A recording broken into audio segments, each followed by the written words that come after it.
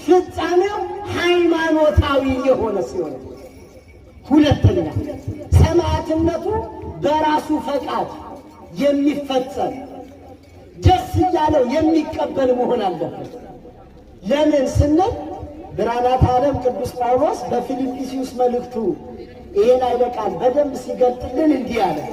ክርስቶስን ያመንነው በስሙ ለመጠራት ብቻ ሳይሆን ስለ ስሙ ጭምር መከራ ለመቀበል ነው።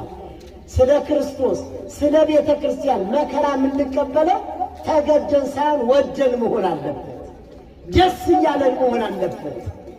እንዲህ እንዳለ በፊልጵስዩስ 2 ቁጥር 29 ላይ ክርስቶስ ተሰጥቶናልና ስለዚህ መከራ ደግሞ ልትቀበሉ እንጂ በእርሱ ልታምኑ ብቻ አይደለም። በእኔ ያያችሁት አሁን በእኔ እንዳለው የምትሰሙት ያ ወንጌል ያ መጋደል ደርሶባቸዋልና እንደየ አቅማችን ሃይማኖታዊ ተጋድሎ ለሁላችን አለብን፣ እንደየ አቅማችን። ስለዚህ ይሄ ሰማዕትነቱ በራሱ ፈቃድ በሽንገላ ያልሆነ ፈቅዶ ወዶ መከራውን የሚቀበላትን መንግሥተ ሰማያትን እያሰበ የሚቀበለውን መከራ የናቀ መሆን አለበት። ሰማዕትነት የሚያሟላው ሁለተኛ። ሶስተኛ ሰማዕትነትን የሚያሟላው በሰውነቱ መከራን ሳይጸየፍ መቀበል አለበት። አሁን ዛሬ ቅዱስ ጊዮርጊስ በሰይፍ ተመትሮ ያለን እረፍቱ የተፈጸመበት ነው። በወፍጮ ተፈጭቷል፣ በእሳት ተቃጥሏል። 3 ጊዜ ሞቶ 3 ጊዜ አምላኩ አስነስቶታል።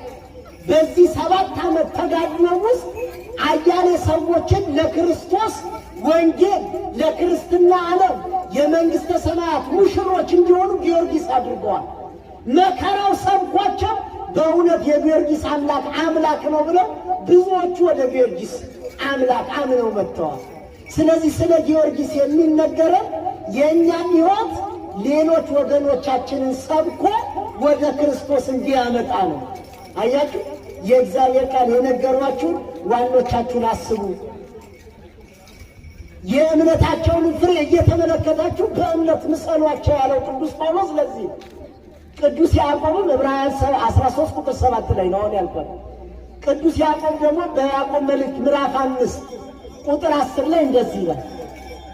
እችን ተናግሬ ትምህርት የላችሁ የመከራና የትዕግስት ምሳሌ አብነት የሆኗችሁ የእግዚአብሔር ቃል የነገሯችሁ ነቢያቱን ተመልከቷል። ስለዚህ ይህን ተመልክተን ሰማይቱ የከበረበትን ክብር እኛም እንድንከብርበት አምላካችን እግዚአብሔር ይርዳን። ያስተማረን የመከረን የቅዱሳን አምላክ እግዚአብሔር ስሙ የተመሰገነ